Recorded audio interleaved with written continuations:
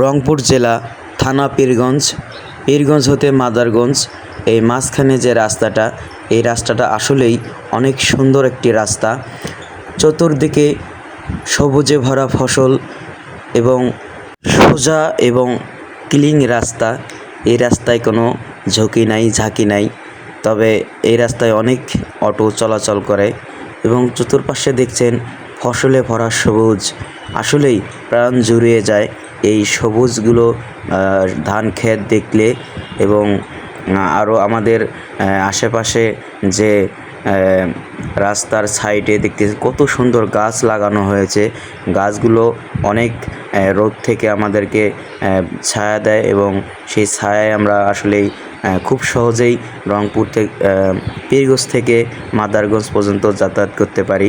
আসলেই রাস্তাটা আমার অনেক ভালো লাগে। এই রাস্তায় আসলে আমাদের প্রাণ জুড়িয়ে যায়। তো আপনারা যারা ঢাকা শহর থাকেন বা ঈদে বাড়িতে যান নাই, আসলে এই রাস্তাটা দেখবেন, খুব ভালো লাগবে।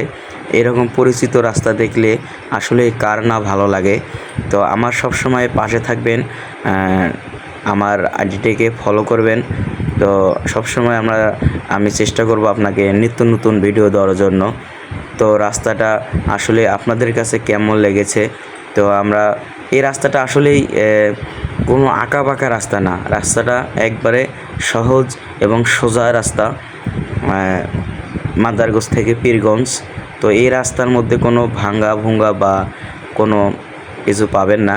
তো সাইডে মাঝে মাঝে দেখতে পাবেন গরু বান্ধা। আসলেই গরু বকরি বান্ধা থাকলে আসলেই চলাচল করার জন্য রিস্ক হয়। তো সাবধানের সাথে আপনারা চলাচল করবেন। আর এই রাস্তায় কিন্তু প্রচুর অটো চলাচল করে, তো অটো থেকেও আপনারা সাবধান থাকবেন। আমরা এখন এসেছি দুরামিটিপুর মাদ্রাসার কাছে, আপনারা দেখতে পাচ্ছেন। তো সামনেই দুরামিটিপুর মাদ্রাসা। তো আসলে মাদ্রাসার পুরো নামটা বলতে পারলাম না, ক্ষমার দৃষ্টিতে দেখবেন, মনে ছিল না। তো দেখেন এই দুই সাইডে, তো এই মাদ্রাসাটা তো আপনারা সবাই চেনেন, পীরগঞ্জের যত লোক আছে এই মাদ্রাসা চিনবেন এবং একটা পরিচিত মাদ্রাসা। এবং এখানে সবারই অনেক স্মৃতি জড়িয়ে আছে। আমারও অনেক স্মৃতি জড়িয়ে আছে এই মাদ্রাসায়। আমি যখন পড়তে যেতাম, আমার বন্ধু বান্ধব সবাই, তো অনেক স্মৃতি আছে, তা বলার মতো নয়। তো যাই হোক, ভিডিওটা কেমন লেগেছে অবশ্যই কমেন্ট বক্সে জানিয়ে যাবেন।